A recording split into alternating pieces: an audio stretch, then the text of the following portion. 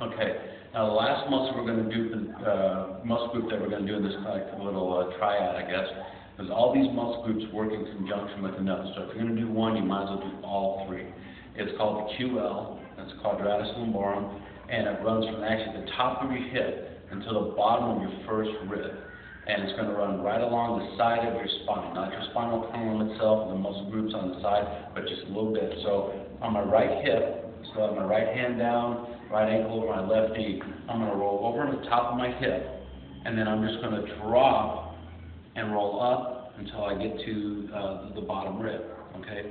Now, for this particular muscle group, and some of the muscles you feel in between, for whatever reason, on this particular muscle group, it's all the tender spots are either always at the bottom where that muscle group connects to the hip, or at the top where it connects to the rib. So you'll usually find out one of the two, sometimes both, and then when you find that spot, just sit on it, and again, you can do a little left to right, rocking back and forth motion. You'll stay on that muscle group, or excuse me, that tender spot for about 30, 45, 60 seconds, and then at the end of the time, you can roll on.